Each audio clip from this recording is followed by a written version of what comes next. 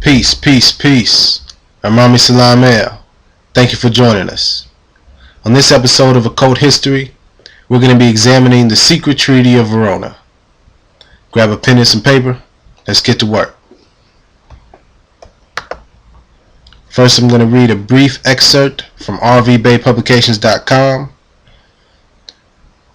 All Moorish Americans should be aware of and diligent in matters in all social, economic, and political matters occurring in the North American continent due to the profiting and racketeering operatives benefiting by their allegiance to the secret treaty of Verona.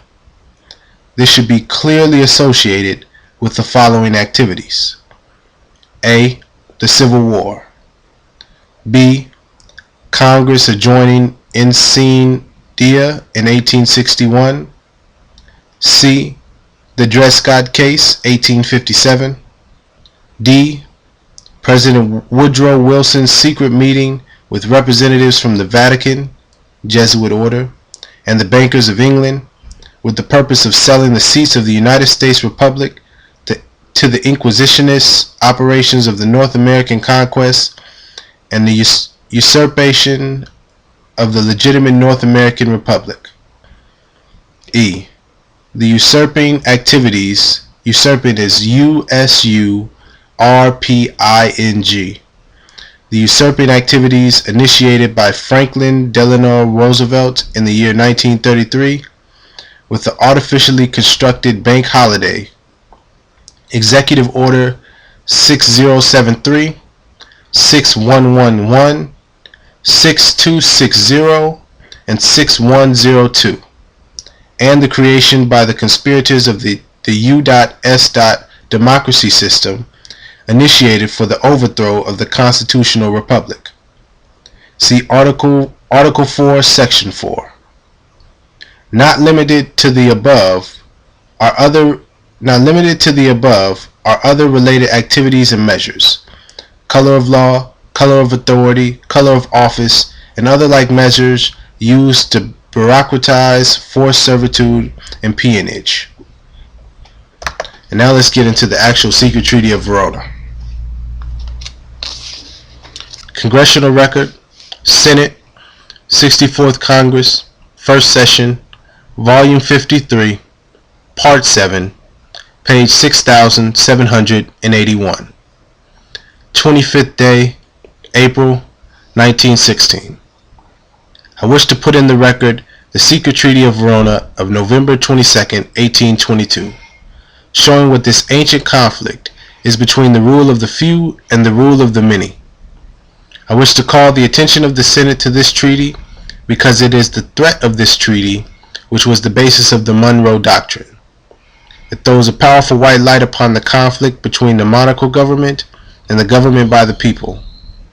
The Holy Alliance under the influence of Metternich, Metternicch, the Premier of Australia in 1822, issued this remarkable secret document. American Diplomatic Code, 1778 through 1884, Volume 2, Elliott, page 179. Secret Treaty of Verona. The undersigned, specially authorized to make some additions to the Treaty of the Holy Alliance, after having exchanged their respective credentials, have agreed as follows. Article 1. The high contracting powers, being convinced that the system of representative government is equally as incompatible with the monarchical principles as the maxim of the sovereignty of the people with the high divine right, engage mutually in the most solemn manner to use all their efforts to put an end to the system of representative governments in whatever country it may exist in Europe, and to prevent its being introduced in those countries where it is not yet known. Article 2. As it cannot be doubted that the liberty of the press is the most powerful means used by the pretended supporters of the rights of nations to the detriments of those princes, the high contracting parties promise reciprocally to adopt all proper measures to suppress it, not only in their own states, but also in the rest of Europe. Article 3. convinced that the principles of religion contribute most powerfully to keep nations in the state of passive obedience, which they owe to their princes, the high contracting parties declare it to be their intention to sustain in their respective states those measures which the clergy may adopt, with the aim of ameliorating, AMELIORATING, their own interests, so intimately connected with the preservation of the authority of the princes, and the contracting powers join in the offering their thanks to the Pope for what he has already done for them, and solicit his constant cooperation in their views of submitting the nations. Article 4. The situation of Spain and Portugal unite unhappily all the circumstances to which this treaty has particular reference.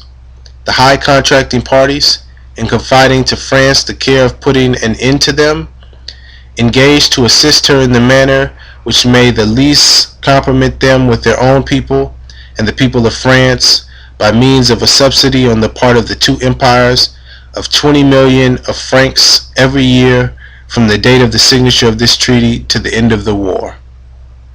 Article 5. In order to establish the peninsula, the order of things which existed before the revolution of Cadiz, CADIZ, and to ensure the entire execution of the articles of the present treaty, the high contracting parties give to each other the reciprocal assurance that as long as their views are not fulfilled, rejecting all the other ideas of utility or other measure to be taken, they will address themselves with the shortest possible delay to all the authorities existing in their states and to all their agents in foreign countries, with the view to establish connections tending toward the accomplishment of the objects proposed by this treaty. Article 6. This treaty shall be renewed with such changes as new circumstances may give occasion for, either at a new Congress or at the court of one of the contracting parties, as soon as the war with Spain shall be terminated. Article 7. The present treaty shall be ratified and the ratifications exchanged at Paris within the space of 6 months. It has the names here for signatures for Austria, Metternich, not Australia, Metternich. For France, Chateaubriand, Chateaubriand. For Prussia, Prussia, Bernstedt, Bernstedt,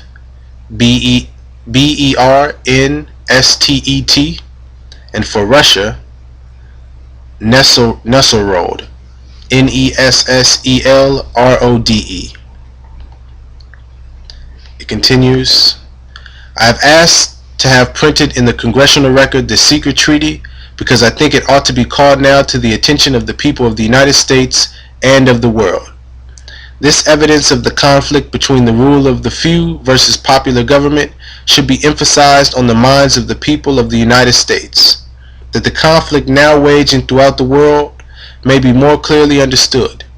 For after all said, the great pending war springs from the weakness and frailty of government by the few, where human error is far more probable than the error of many, where aggressive war is only permitted upon the authorizing vote of those whose lives are jeopardized in the trenches of modern war. And I'm going to continue.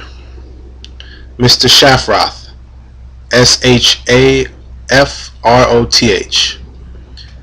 Mr. President, I should like to have the senators state whether in that treaty there was not a coalition formed between the powerful countries of Europe to re-establish the sovereignty of Spain in the republics of South and Central America. Mr. Owen, I was just going to comment upon that, and I am going to take but a few moments to do so because I realize the pressure of other matters. This Holy Alliance, having put a Bourbon prince upon the throne of France by force, then used France to suppress the Constitution of Spain immediately afterwards, and by this very treaty gave her a subsidy of 20 million francs annually to enable her to wage war upon the people of Spain and to prevent their exercise of any measure of their right of self-government. The Holy Alliance immediately did the same thing in Italy, by sending Austrian troops to Italy, where the people there attempted to exercise a like measure of liberal constitutional self-government.